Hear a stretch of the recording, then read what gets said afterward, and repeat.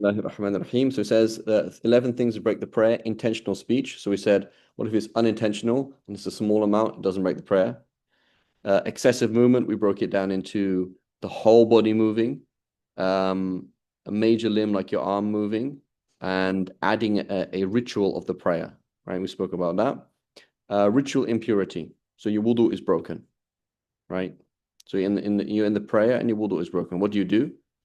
Do you give salams? No, you don't do anything. You just walk off, right? Because you are not praying, right? So you are not praying anymore, and you just go make wudu, and then you start praying again. The occurrence of filth, right? So it's a condition of the prayer that you be pure. If you have filth on your body now, then you now have to go and you have to go and wash it off, and you have to go and wash it off, and you have to start praying again. An exception here would be something very, very light, like such as dry dung or something like that, that you don't carry, right? So, for example, you're outside and it's dusty and windy, and some dry dung blows over you, and you just kind of lean such that it brushes off immediately without you, it's not wet, so it doesn't really stick to you, nor is it on you for a long time, right? That's an exception to the rule. And then similarly, excused filth, right? Like they used to mention in the past, praying in the haram where there was pigeon droppings, right? So you stepped on a dry pigeon dropping while you're praying, it's fine because it has an open roof and it's difficult to avoid.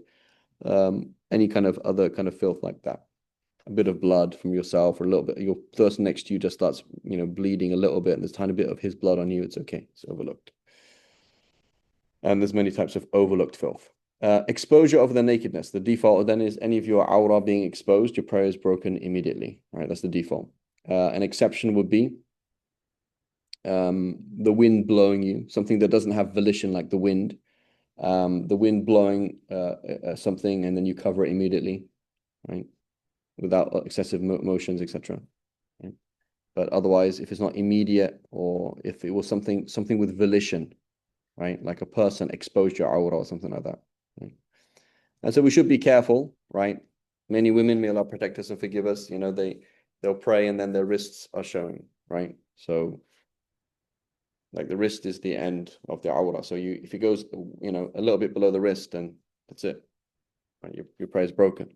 So they pick their hands up and their sleeve goes down and the prayer is broken. Right, so they should be careful. Their hair, for example. So you have to put an effort, right? We have to put an effort into these things and make sure that it's done properly. Men, for example, t-shirt, right? It's a classic thing. You lean forward, your t-shirt goes up, right? It's like, well, that's going to happen. Not only is your aura going to be exposed in prayer, but your aura is going to be exposed in public. So if you wear a t-shirt, wear a long t-shirt, right? So we have to put in effort to do this. And we've spoken about this in the defeminate class and in other classes as well.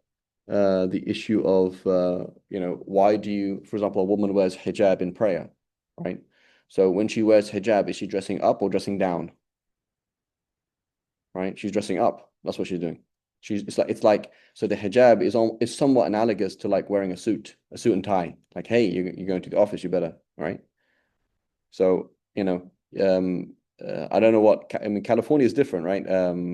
Sham, like you lecturing in California, you can just turn up in anything, is that right? But like when you lecture in Buffalo, right, you have to dress like a professor, right? Uh, I don't want to go too far off. I think in general, it's a very casual style in the US broadly for what is allowed. But yes, when I did my PhD in Santa Barbara, students would come to school barefoot after going surfing, and it was completely normal. That's good. Okay. Wallahi, like Yeah, but students that's a going student. Okay, that's surf a student, a but you surfboard and a wetsuit barefoot. wow. Anyway, Yes. that's quite amazing. Okay, so anyway, but not so when you so here just you as a professional then, Sham, when you turn up, when you wake up in the morning and walk around your house versus when you go and lecture, are you the same person? Absolutely not.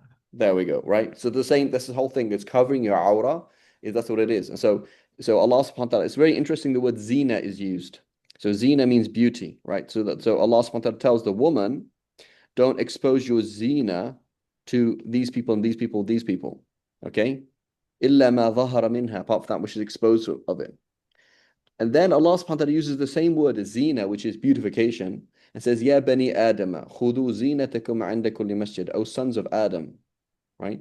Take on your zina every single time you pray, right? So you're actually dressing up for prayer, right? You're dressing up for prayer, right? So a woman is like you're dressing like so Allah subhanahu wa ta'ala is telling a woman, you look nice, right? Like this morning, my son was going to school and he has to wear certain clothes and he's like, it's kind of half falling off. And like, Habibi, I know you're hot.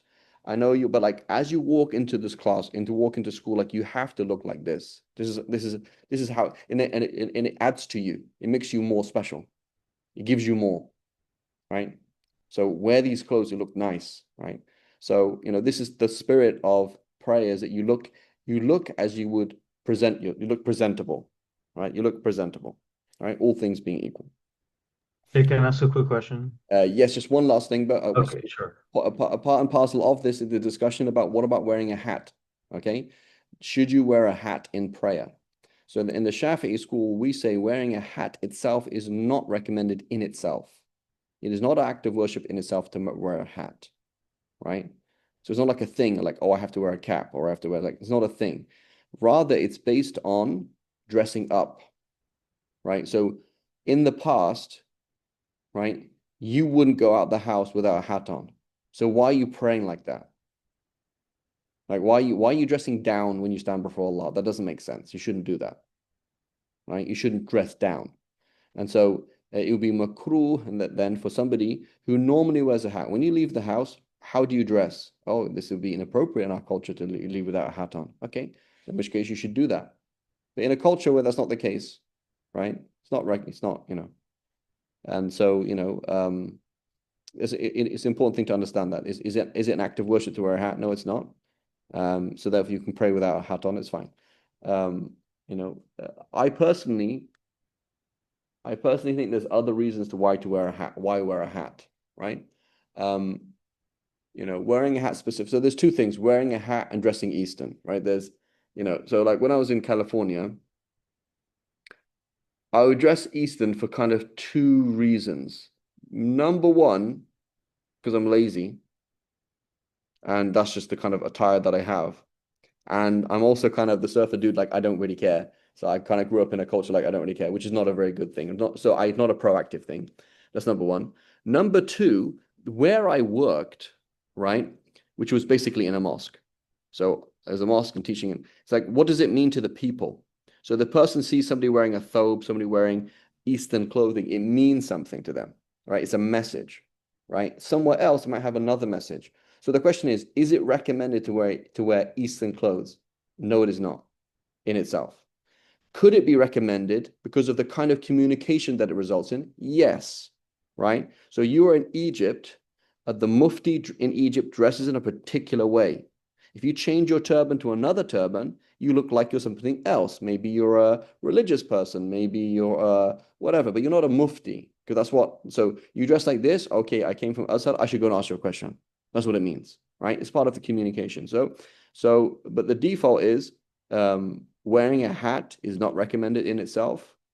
Wearing Eastern clothes not recommended itself. So then why would I say wear a hat? You wear a hat because it represents something. It could mean something in certain situations. And the other thing is to support our sisters. So you're in an office and you wear a suit and tie, but you wear a hat. Okay, doesn't the Sikh do that? Don't some Orthodox Jews do that? What about your sister over there who's wearing a hijab? She's sticking her neck out. Why aren't you sticking your neck out? So imagine I'm a sister, right? And it's like super hard to like look different in the office. And then I realize, oh, there's a brother who does the same thing, right? It's quite a good support. It's like, oh, he looks different too. Oh, cool. I can do this, right? I can do this. So it is a useful thing to do, you know, um, for various reasons. But in itself, it's an act of worship. It's not an act of worship. Okay. Go ahead, Sean. I just wanted to ask, would it be permissible to say then, Sheikh, that the two occasions when Muslim men and women dress up should be first for Allah subhanahu wa ta'ala and second only for each other if they're married? Yeah, but it's a different kind of dressing up. No, but is it? But I no no. Of course, I understand that because I recall you saying once in one of our other classes that there's three distinct kind of ways of being Oh for like a yes, yes, yes. woman So is these, between so her and her husband at home and then outside the home. yeah. So, but outside the home, so that's a different kind of dressing up, though, right? So yes, there are these three different relationships. So there's me, there's me with my kids. Okay, that's one relationship. Me with my wife, that's one relationship. Me outside, there's another relationship. But even outside, there's different relationships outside, right? There's Fareed Dingle on the roof of a building, fixing something. Okay, so like there I am with a pencil in my ear, wearing a t-shirt. I have like jeans on because otherwise they get ripped, and it's like it's a different context, right? So yeah, that is part of that whole sphere of outside the home, but it's a different context, right? So there's you, the mechanic, there's you, the person who's giving a TED talk, there's you giving a lecture to the undergrads, there's you in front of the board. There are different yous outside as well, right? So I wouldn't break. It's not that simple. And so there's the you outside praying, and then there's you at home praying. So the point is now you're at home, like dress up a little bit more than you should normally, right? So that there is there are kind of two yous at home, which is you, I don't know, sleeping on the grass outside or trying to find a hammer that you lost somewhere in the garage, you can't find it. And then there's you praying, right? That's also at home. And then there's you outside doing different things. Your work is like this, your work is like this, your work is like this, the setting that you're in, what are you doing, how you dressed, hiking is different to the office, etc., etc. But then there's you praying. So there should be some difference, right? There should be some difference. Does that make sense, Sham? Yes, sir. Thank you. Yeah. And then also just the fact that you pray 5 times a day, like you don't put your suit and tie on 5 times a day, right? Usually you put it on, take it off, right? So it's not like, it would be quite awkward if like you had to really do that. You find some of the Salaf, they would have particular clothes just for Laylatul Qadr, just for that day. There's particular clothes that they will dress up very nicely for that day, and that is it, specifically, or for Jummah. But like 5 times a day, super dressing up. I'm going to do this, do this, do this, do this, do this. But it should be some level of more respect. That's the point there. Wallahu a'lam. Okay. Any other questions? Did my point about the hat and the Western clothes make sense? Here's a question here from Aman. If not wearing a beard covering is not disliked, huh? If not wearing a head covering not disliked, is wearing a head covering at least somewhat recommended in the following the Sunnah? Yeah, I just don't think it's Sunnah in the Shafi school, as far as I know. So the fact that the Prophet ﷺ wore something on his head does not make it recommended. That's the key concept. So the Prophet ﷺ was a human being, he dressed, right? He wore clothes, he used houses, he used vehicles of transport, he ate food. So when the Prophet ﷺ does something in his capacity as a human being, does not make it an act of worship for us. Right? We have to see that it's connected to, like the Prophet ﷺ tells us to do it, or the Prophet ﷺ connects it to some kind of act of worship. That's the point there. But is it sunnah in itself to walk down the street with with covering your head? Allahu alam. Is it sunnah to wear a turban? Yes. But just covering your head per se, is it an act of worship? I don't know. Or if the Prophet ﷺ had a particular type of cloth that he wore, like it was made out of this cloth or that cloth, would it be recommended to wear it? No, it would not be. Right? The Prophet ﷺ liked eating gourd, a particular vegetable. Is it recommended to go and buy and eat it? No, it is not. It's not an act of worship to do that. Or to build a house. I want my house to be like the house of the Prophet ﷺ. It's going to be the same size and it's going to be made out of the same kind of bricks. It's not an act of worship.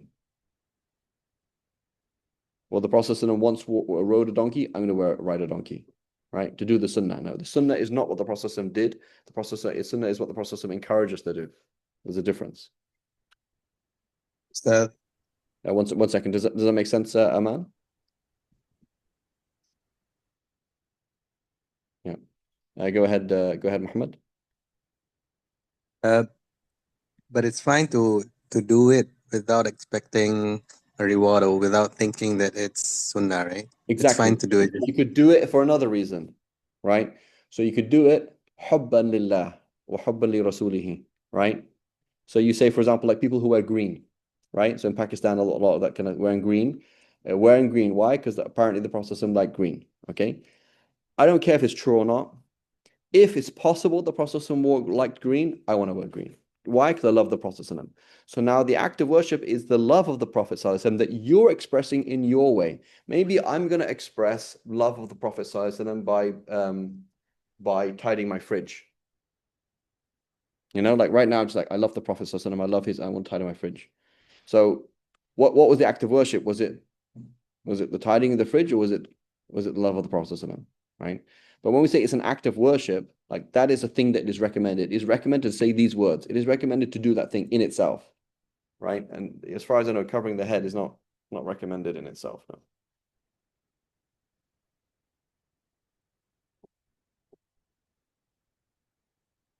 Now, I don't like to see tulab ilm. If you're a talib ilm or a sheikh, I don't like to see that. Like that's something else. But I know certain shuyukh, they don't cover the head. No.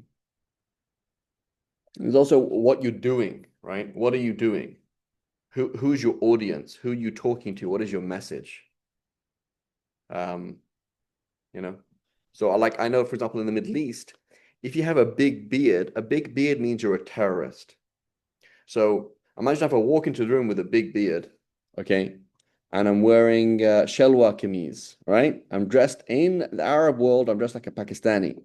Pakistani means Afghanistan. Afghanistan means terrorist. So I walk in and I'm telling everybody in the room, hi, I'm a terrorist. Please listen to me. So they have to go through a whole filtering process to actually start listening to me. So now you have this sheikh, for example, now he's wearing suit and tie, and he has a short beard, and he has no hat. Now I can listen to him because he looks like an educated person, right? So the message, what is he doing in the Middle East versus what's he doing in America versus what's he doing in Malaysia, what's he doing in another place, or a different role, right? I am not in the media, right? I'm not in the media. And so, so I'm somebody who my face is not everywhere. I don't go out there and talk about things. I don't go and do these things. So maybe if I was a politician, maybe my beard would be different. Maybe if I was, trying to build I don't know, fixing, the face, I remember there was this magazine in England. I think it was called Email or something like that. I can't remember, some kind of Islamic magazine. And this is like 15, 20 years ago. And it had a picture of Sheikh Hamza Yusuf, and it said the face of America in the West, the face of Islam in the West. So it's like, you are the face of Islam in the West. What are you trying to do? What myths are you trying to dispel? What are you trying to do is a different kind of thing, right? Whereas Farid Dingle, it's like I'm talking to myself, I'm talking to you, right? It's a different audience, different everything. So it's not as simple. So we should never judge people. What's that person doing? What's this person doing, etc. Imam Shafi'i, for example, he had a very thin beard. It just didn't grow, So imagine, for example, you had one hair on your beard, on your face, one hair, and you shaved it off. And I'm like, astaghfirullah, brother, you don't have a beard. It actually grows in a random way. Like it's just on like one side and it's uneven. So like I have to shave it off, otherwise it look really strange. And you're like, astaghfirullah, it's not, you're not doing the sunnah. I was like, yeah, but I'm not doing the sunnah, but my face is now in front of these people, and I have to explain things to these people in different ways. So it's not as simple as that. Allahu A'lam.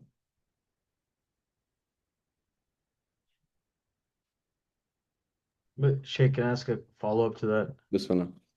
Apologize for all the questions, but Bismillah. okay, so use the example of Pakistan, for example. I mean, I see the same thing in India, but here's my question. I guess this is where I get stuck sometimes.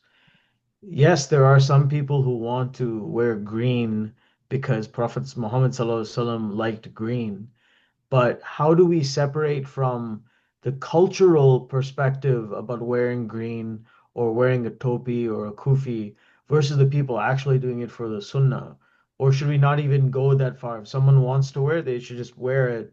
I just feel like what I see among a lot of Indians, especially in South India, is a lack of knowledge about deen, but doing something because it is culturally appropriate. Yeah, so that's all wrong, right? So what we should know then is we should know, what is the hukm on this? Is this halal? Is this sunnah? Is this obligatory? Is it debated? Is it debated? How strong is the debate? How significant is this? Which opinion am I going to follow? And what are the repercussions of what I'm doing? Right? Given where I am right now. Like it clothes a part of your communication, right? So you walk into the office in a certain way, you walk into college in a certain way, you walk down the street in a certain way, you do certain things. It's part of your communication, right? So I have a friend, for example, more like an uncle. He lives in somewhat rural Italy, and he walks around like a Taliban. Like he has like proper like aviators, white kurta. He wears a white turban. He looks like Taliban, you know. And his thing is that's who he is. His character is like that. And he's everybody's friend. And his thing is, yeah, I have such good personal skills. I can dispel all of that nonsense for you in 3 seconds. Right? And that's what he's doing. Right? That's what he's doing. Whereas in a different situation, you don't have that luxury. Maybe he's not in rural Italy and you can't just talk to people who are down to earth. Maybe if you're going to be on the news, it's totally different, right? Or whatever it is. So you have to have these multiple layers. Is this sunnah? Yes or no? Or is this cultural? If it's sunnah, is it agreed upon? Right? Do we all say it's sunnah, or do somebody say, and then now I know I have different interpretations of what is the best thing to do here. And now I'm going to look at my situation and come back to like, well, what's this? What's this? What's this? What's this? What's this? And move on. Same thing with a tie. Like I don't wear a tie. Many of my teachers don't like wearing ties, but like a tie means something in certain places, right? It means certain places. So is that agreed upon that he shouldn't do it? Is it this? Is it that? How does it all work? What does it mean in this context? What does it mean in that context? Right? Does that make sense, Sham? Yes, thank you. Inshallah. Okay, great. So changing of intention. So I'm praying dhuhr. I'm like, you know what? This is not dhuhr. This is going to be asr khalas. Right? You cannot change the intention of the prayer. With some exceptions. What could you do? You could shorten a sunnah prayer. You know, you're praying a 4 rakat sunnah prayer and you say, no, I'm going to shorten it to 2. You could do that. But you can't just, yeah, something like that. Turning away from the qibla. Okay, so turning away from the qibla could either be intentionally or unintentionally. Okay, or forced. So I was praying and somebody pushed me away from the qibla. Prayer's broken. Okay, I was praying and I intentionally turned away from the qibla. Prayer's broken. I turned away from the qibla because I forgot that I was praying. How far did you turn away? Oh, a few degrees here, a few degrees there. Okay. A small amount and you forgot. Is it overlooked? Okay. Small amount that overlooked, but not if you are mukrah, not if you're forced. Now, here's a mas'ala, a scenario that's very common and very difficult, right? And in principle, anything that's recurrent and difficult should be overlooked. But anyway, technically, it's not overlooked, which is what I'm praying, shoulder to shoulder, as I should be, with Sham. Sham goes into ruku' before me. I'm shoulder to shoulder. What does his shoulder brushing past me do to my shoulder? Moves it a little. Moves it a little bit. I am now no longer directly facing the qibla. I'm facing a little bit to the right. Prayer's broken. Right? So that's the school. Now, is there leeway? Yes, there's definitely. There are other positions in the school, and should we consider that to be excused? Should we not consider to be excused? Is the qibla exactly? But that is the school, right? The school is that they're looking at it as if somebody is forcing you, right? It wasn't forgetful. They forced you to turn away from the qibla. And in general, the whole idea of somebody forcing you to turn away from the qibla is not very common. That's how they look at it, right? Do I ever recall any of my teachers saying, oh my God, make sure you don't do that? Like, how do they actually apply that? Allahu alam. I never heard of anybody making a deal, but that's technically what the books say, right? That particular mas'ala is there. Somebody goes before you, they turn you a little bit to the right, and khalas, your prayer is over. Eating and drinking. Yeah, so when we say facing the qibla means turning the chest away from the qibla. Okay? So when we say facing, nothing to do with your face, nor is it anything to do with your feet. So if your feet, for example, were not perpendicular to the qibla, right? We're talking about your shoulders being perpendicular to the qibla, right? And when we say qibla, we mean the qibla itself, not a little bit to the right, not a bit to the left.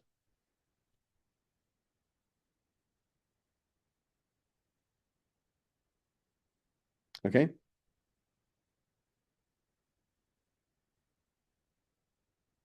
Does that make sense, Aman? Okay, and then eating, we spoke, did we speak about this like what you did, right? So we said eating a lot, eating a little. So eating at all on purpose breaks your prayer, even if it's tiny.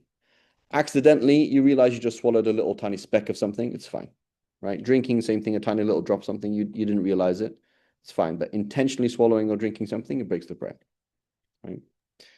Sheikh Farid, can I ask a quick question about that? Yeah. I think a common situation for the eating one is like in Ramadan when you pray Maghrib right after breaking your fast.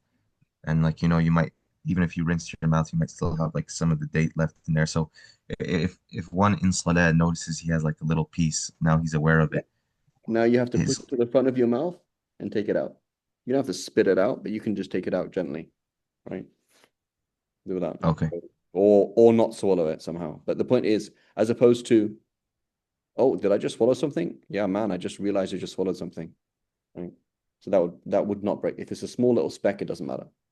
Right. But if it's a lot, you had a hamburger, you were storing a hamburger in your mouth. Okay.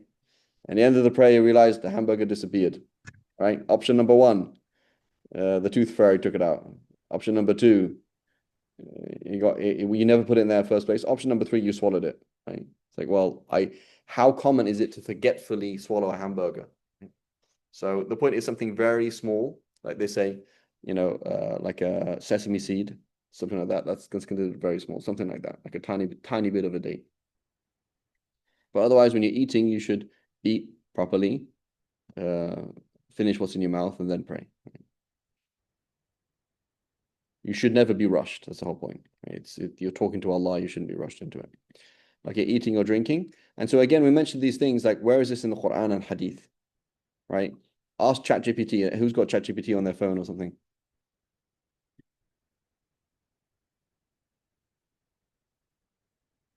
On the computer.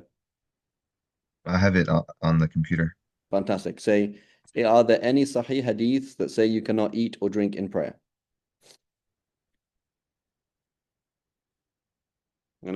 Serious question, right? Because this is where we are right now. The whole analogy, like the use of ChatGPT, right? The fact that, for example, there's someone like Sham, he's an academic, right? He knows his field, he's got a PhD, and then someone's going to come along and challenge him based on ChatGPT, right? They're going to do that, right? This was Google it, or was Google, then ChatGPT is like, you don't actually. It's not. That's just. It's not the same thing. So the whole Salafi mentality is the same as the use of ChatGPT. It's like, well, I couldn't find a delil, right? I don't. So the form of their hib, so you can't eat and drink and pray. But as far as I know, there are no Sahih hadiths that you cannot eat and drink and pray. Was there anything, Noor?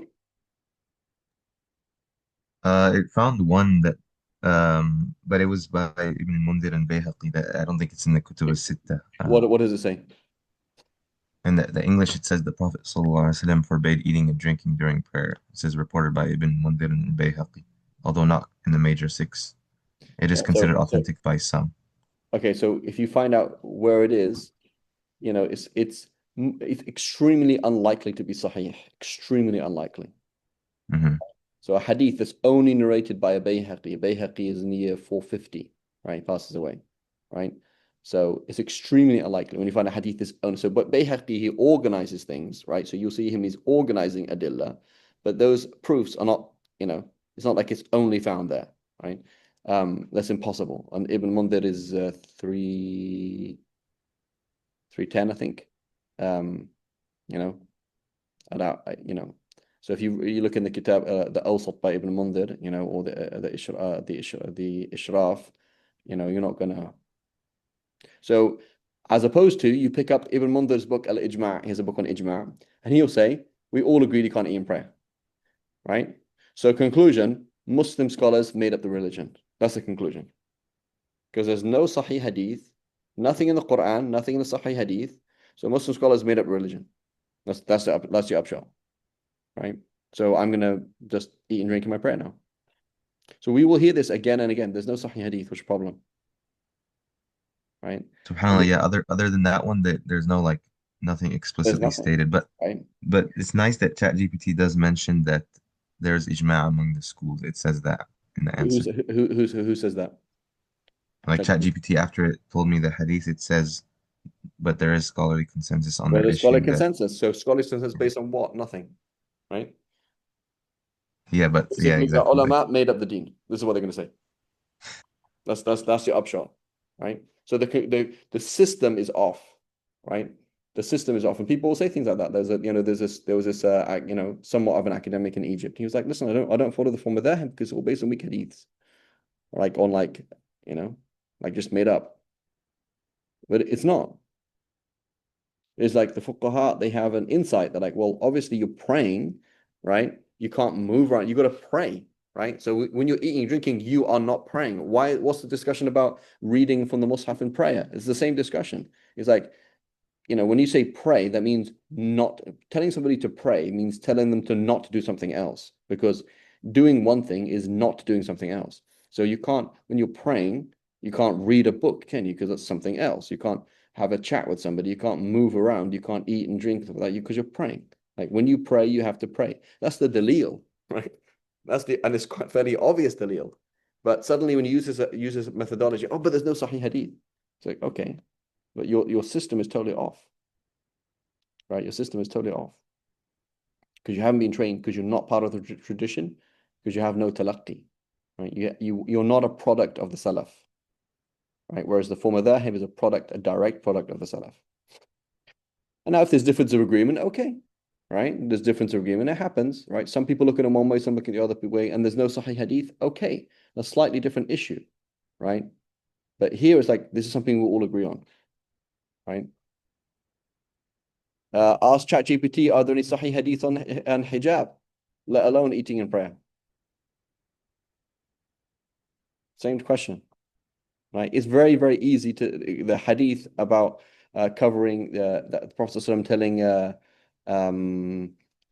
Sayyidat Asma about, when it's in Sunnah Abu Dawood, very easy to label that hadith as weak. Very easy. So you say, yeah, there's no hadith on hijab. Okay. There was a lady involved, may Allah protect us, involved in lesbianism. And she's like, it's not in the Quran and Sunnah, it's halal, it's a problem. Like, I'm a religious woman, it's okay. Right? So you'll see this. This is a methodology, a quackery that just dissolves the deen very easily. Right? That's what's happening. So it says cackling, right? So reality, this is part and parcel of speech. So what if I unintentionally laughed? Right? What if I unintentionally laughed? Like I didn't mean for those sounds to come out. Right? That's going to break the prayer. Okay, what if it's excessive?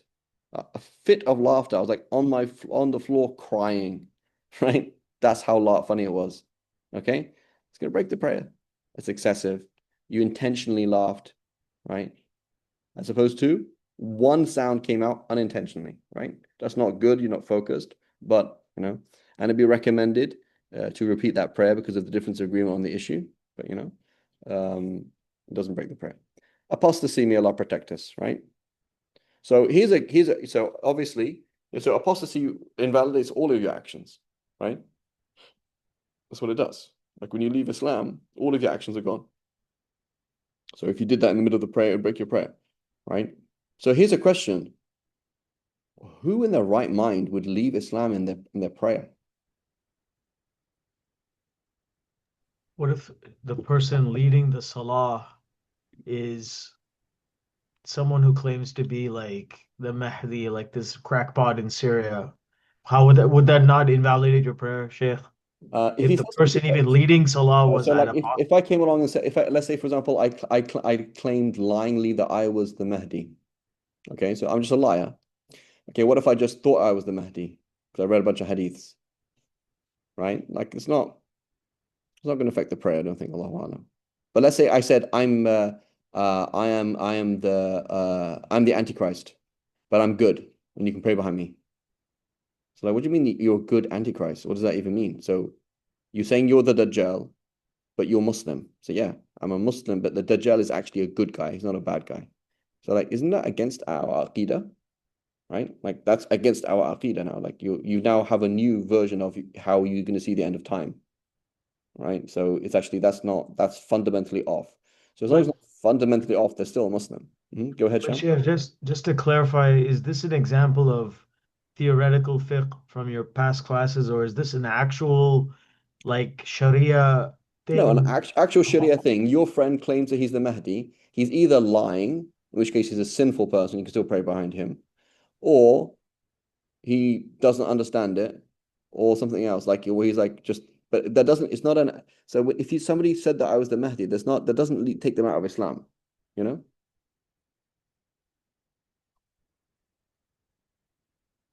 You understand They what I'm just saying? have it's just mental illness. Yeah. But just to be clear, I don't want to. I'm Sham, not. let's be clear on this. Do you honestly don't think I'm the Mahdi? I don't believe you're the Mahdi. That's Alhamdulillah. why. Yeah, this is why I recite Surah Al-Kahf. Alhamdulillah. May Allah protect you. But just, I mean, I'm sorry for anyone else in the class. I'm not trying to obfuscate this question. What I'm trying to understand, Jake, is like, are you saying that like in the middle of Salah, someone decides they're not Yeah. Muslim billahi and like in the middle? Yes. In the middle of the prayer, in the middle of the prayer, they're in the second rak'ah, they're like, you know what? I actually don't believe any of this. And then they change their mind. They're like, no, it's like honestly, like it was just a thought. Like honestly, I don't believe any of this. So they're in the second rak'ah and they're like, this is actually a little nonsense. I'm gonna leave. And then the Imam was in sujood for a while. So then he's thinking about it. He's like, nope, I'm like he genuinely resolved, I don't believe in Islam anymore. Period. And then he said, you know what? Actually, hang on a minute. What about this? So he became Muslim again. So what happens to his prayer? His prayer broke. He has to go make, he has to go and start. You got to go and make wudu and start again. Right. So my question, which is more important, right? Which of us woke up this morning and said, "Oh Allah, protect me from apostasy"?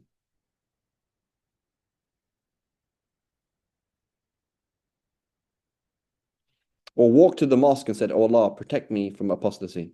Or was in sujood and said, "Oh Allah, protect me from apostasy"? Right? This is a really painful question to ask, right? Which of us asked that question? Right? There's 5 of us here, right? Like today, when you are praying, you're like, Ya Allah, I'm dead scared that in the next second I'm going to leave Islam. Please protect me from kufr.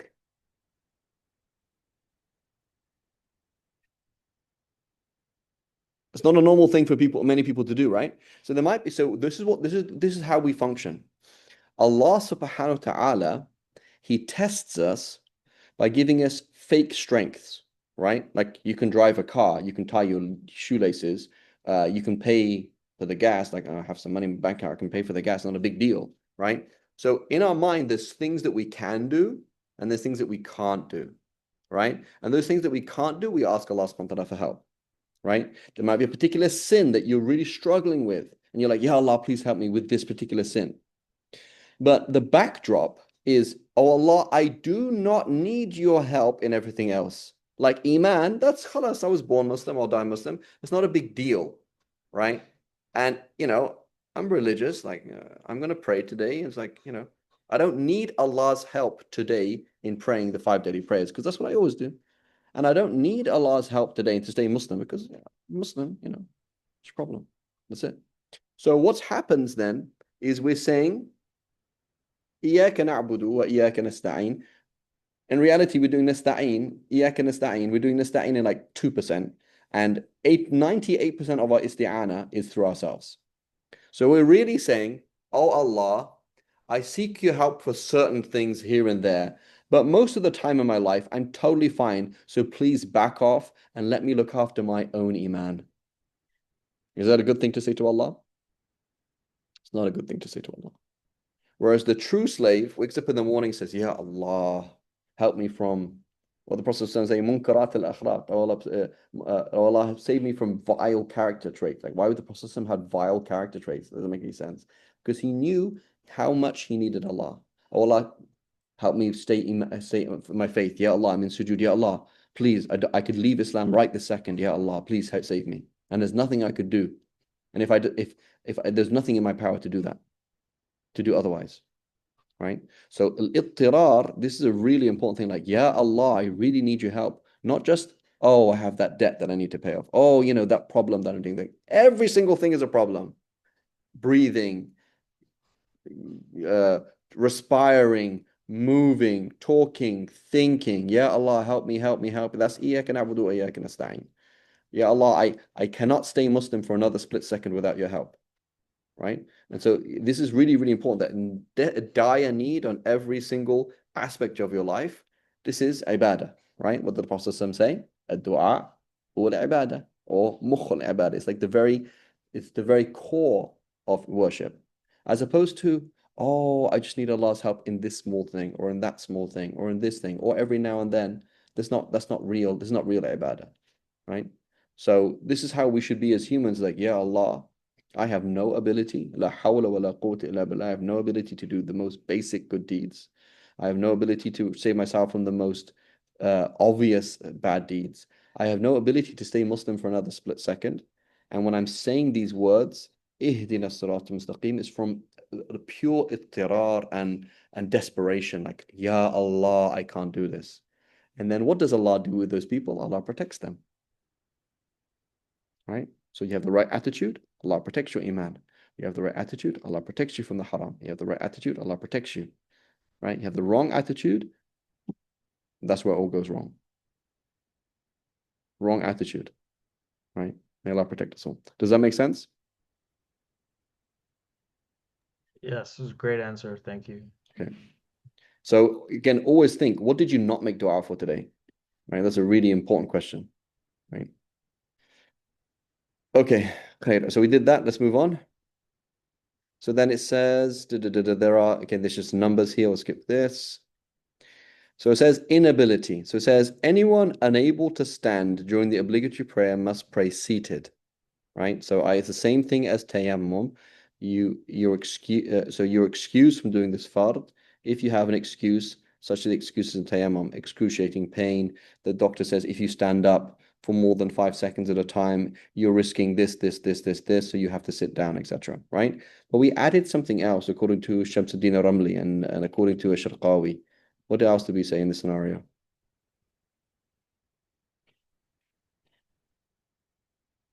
We said you can sit down in prayer if standing up would do something. Concentration, good, right? So Ibn Hajar, he says it's the same discussion as tayammum, right? You stood up, it doesn't harm you, but it just caused you excruciating pain. You're like, oh, this is so hard. Like, really can hardly speak. You can hardly, He said, if it's excruciating pain, you can sit down. If it's not excruciating pain, you're going to have to stand up and deal with it. Okay? Imam Ramli says, no, we're not talking about that. We're talking about, it's not exactly the same as tayammum. It's not exactly the same. Yes, it's analogous in that there's an obligation and you have to do it unless there's harm, and harm is this. But it's actually a little bit, it's more than that, because in prayer you're supposed to be focused, right? Like, why isn't it makruh to pray when you need to go to the bathroom, when you're really, really hungry, you're really, really thirsty, etc., right? So you're supposed to focus in prayer. So no, it's a pain that is less than that. It's not excruciating pain. It is pain such that, right? يذهب or يذهب الخشوع. It takes away your khushu'. You can't focus in prayer, right? And we mentioned Sharqawi. He said kamal al-khushu'. You couldn't have complete khushu', right? You were not able to have complete khushu' because you continue like, oh, this really, really hurts. I'm just waiting for the prayer to end because I really need to sit down, right? And you're focusing more on the pain than you are on Allah subhanahu wa ta'ala. Okay. So if also unable to sit, so I can't sit down either. One may lay on one side. If you're unable to lay down on your side, then you lay on your back with your feet towards the Qibla, the soles of your feet towards the Qibla, and your head up, propped up. So you are facing Qibla. Okay. Does that make sense, inshallah? Yes, Ustad. Go ahead, there's some questions. Yeah. Can I just ask you, you mentioned before that we still have to do the sujood completely, right? If we are seated. That is correct, unless you're unable, right? You're unable, so you're not able to do the sujood, then you lean forward, etc. Right? But somebody who can sit down and they can move from sitting position into sujood position on the ground and get back up again, then they have to do that. And also at the beginning of the class, you said we don't raise our hands while we are seated, right? Yeah, unless you're praying sitting down. So we have to do that. You should still do, yeah, still raise a hand, yeah. So the point is, you will see some Salafis, they'll do this, they'll come out of the second rak'ah and they raise their hands while seated and then get up. Right? So they're raising their hands while seated in a prayer that they have prayed standing. Right? I don't know if that's any madhab at all.